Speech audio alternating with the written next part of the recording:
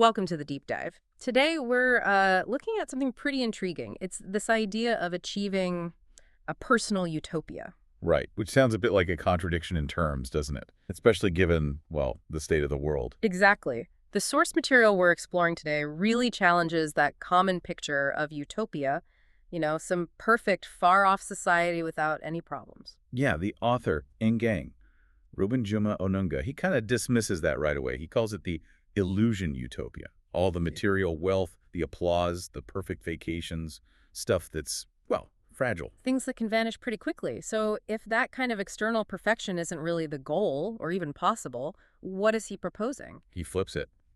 He argues that utopia isn't a place out there, but an internal structure, something you build inside yourself. It's about finding that life to the full promised in the scriptures, like in John 10:10. An inner state that holds up even when things outside are chaotic. Precisely. And his background is really key here. He's an engineer, civil and water engineering. Okay, so he thinks in terms of structure, blueprints. You got it.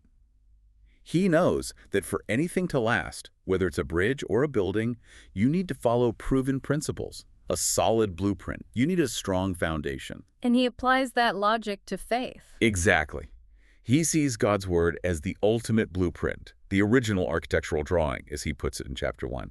It's the design for a life that actually endures. So living without that blueprint, you end up with, what do you say, crooked walls and shaky foundations. Yeah, it's not about being perfect, like some kind of impossible standard. It's about alignment. Aligning your life, your choices, with God's design specs. If you ignore the specs for the foundation. The whole thing's eventually going to crumble, no matter how nice it looks on the outside. That's the idea. Okay, so let's unpack this blueprint. Where does construction start? Phase I, the foundation. Phase I is all about that unshakable foundation. Right. And it boils down to two things. Love God and love people. The two great commandments.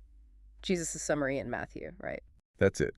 The author argues basically everything else in ethics and living hangs on these two. They're the load-bearing walls of the whole structure. Okay. Loving God, maybe that feels more internal. But loving people, especially the difficult ones. The blueprint apparently calls for, blessing those who curse you, forgiving endlessly. 70 times 7. Yeah, that feels less like building your own peaceful utopia and more like, well, letting people walk all over it. How does that create stability? It's a fair question. But the author's take is that this kind of radical, seemingly vulnerable love is actually the strongest possible foundation material. It's the high-grade concrete, if you will. Stronger than resentment or self-protection? He argues yes. Loving God is aligning your heart with the architect's intent. But loving people, even the difficult ones, that's the proof. It authenticates the whole structure. He points to 1 John 4:20. You can't claim to love God whom you haven't seen while hating your brother whom you have seen. So that radical love isn't weakness. It's the essential ingredient for the foundation to even set properly. Exactly. Once that's poured, you need the first pillar. And that's inner peace. Pillar 1, the inner kingdom. This isn't just feeling calm when things are good, is it? Not at all. Think back to the engineering analogy. This is structural integrity during an earthquake. It's that peace from Philippians 4, the one that transcends all understanding. It doesn't make logical sense to the outside observer. Right. The storm is raging, maybe inside you or outside, but the core of the structure, the central column, isn't shaking apart. Like Jesus sleeping in the boat during the storm, the disciples were panicking. And he was resting. The difference wasn't the storm, it was his internal anchor. The author suggests anxiety really stems from self-reliance, that feeling that you have to be in control of everything. Which is exhausting and often impossible. Totally. So cultivating this peace means actively surrendering that need for control. And it also means guarding your inputs, what you let into your mind. He mentions Isaiah 26:3. You will keep in perfect peace those whose minds are steadfast because they trust in you. Right. Your mind becomes the anchor point, locked onto God's promises, not the shifting circumstances. Okay, that makes sense. Foundation of love, first pillar of peace. What's phase 2? Phase 2 is about inner wealth and navigation. Pillar 2 is contentment. Contentment. Now that can sound a bit passive, like just accepting whatever happens. But that's not quite how the author frames it. It's not resignation. It's more like inner wealth. The world says you gain wealth by adding more stuff, more status. Right. Accumulate more. The blueprint says you gain inner wealth by subtracting your dependence on those external things for your sense of worth. So it's decoupling your value from your possessions or circumstances, like internal self-sufficiency. Exactly. It's like building redundancy into the structure. If you lose some external support, maybe a job loss, a financial hit, the core doesn't collapse because its stability wasn't solely dependent on that external factor. Paul talks about learning contentment in Philippians, doesn't he? In plenty and in want. He does. 1 Timothy 6 also says, godliness with contentment is great gain. It's a discipline you learn. You can fully appreciate the now because your identity isn't mortgaged against some imagined better future. Interesting. Okay, pillar 3 in this phase is wisdom. The author calls it heaven's navigation system. Yeah, and this is crucial. We all know really smart people, right? Highly educated, They still intelligent. makes terrible life choices. Exactly. Intelligence isn't wisdom. Intelligence might be the engine's horsepower. Wisdom is the GPS telling you where to actually go. Proverbs is full of this. Wisdom is the principal thing. More valuable than riches or fame, because without wisdom. Those things can actually destroy you. Wisdom helps you use them correctly. The example of King Solomon comes to mind. Given immense wisdom, But later compromises, especially chasing external validation through alliances and wealth, kind of dimmed that internal navigation system. It led him off course. so wisdom is about listening to the blueprint before acting, slowing down. Yes. Weighing choices against God's timeless principles, not just fleeting trends or immediate gratification. Contrast Solomon's later life with Joseph in Potiphar's house. He ran.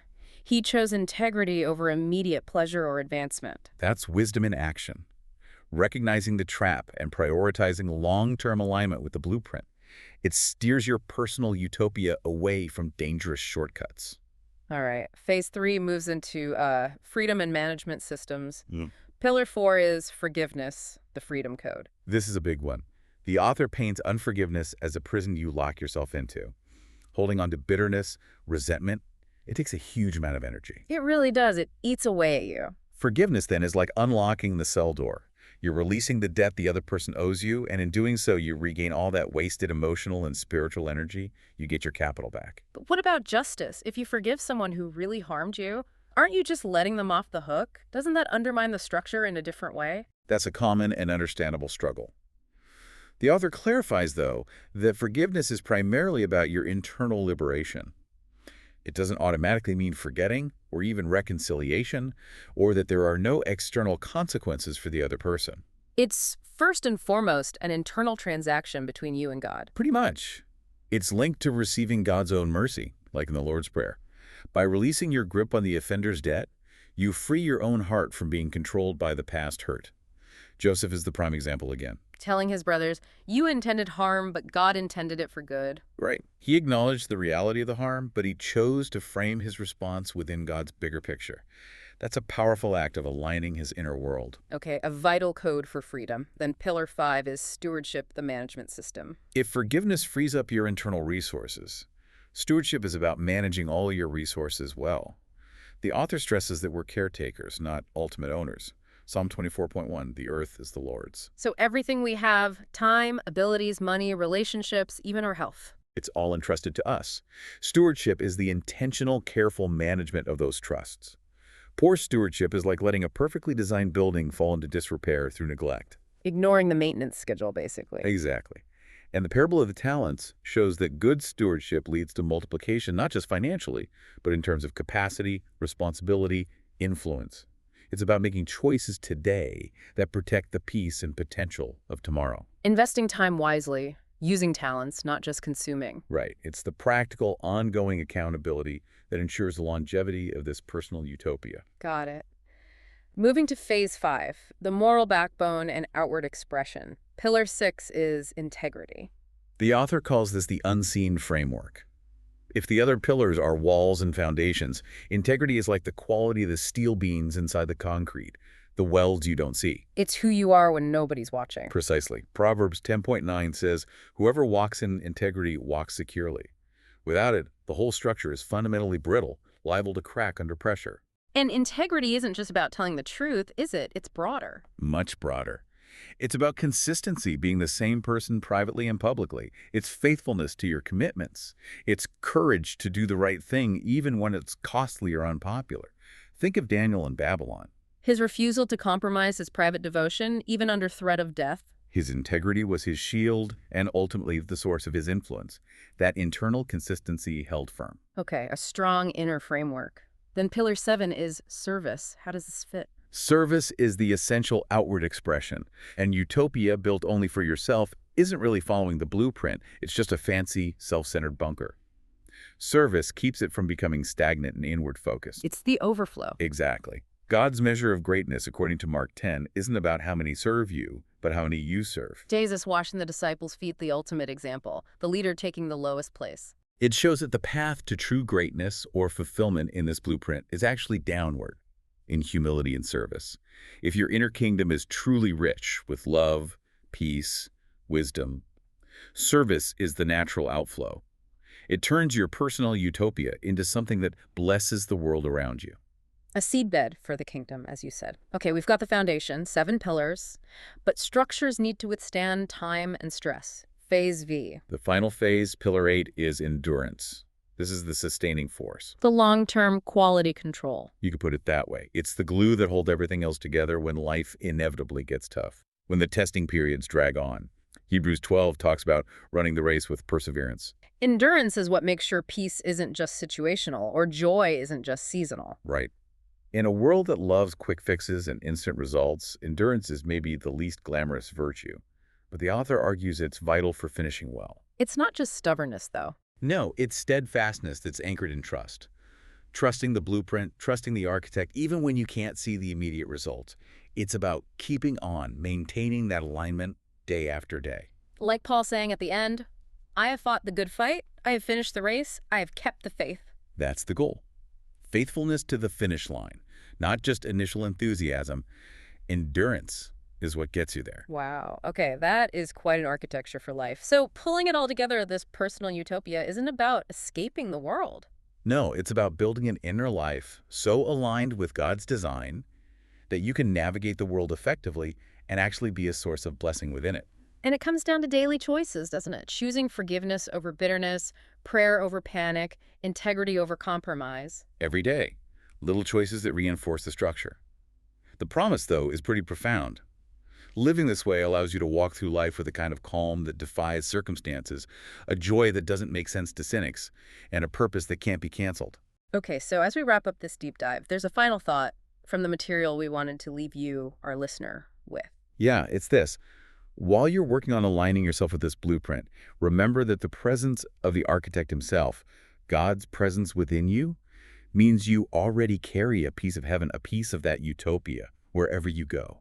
That's powerful. So the question to mull over is this. What's one specific daily choice you can make, starting today, to better align your own inner kingdom with this resilient, unshakable architecture we've been talking about?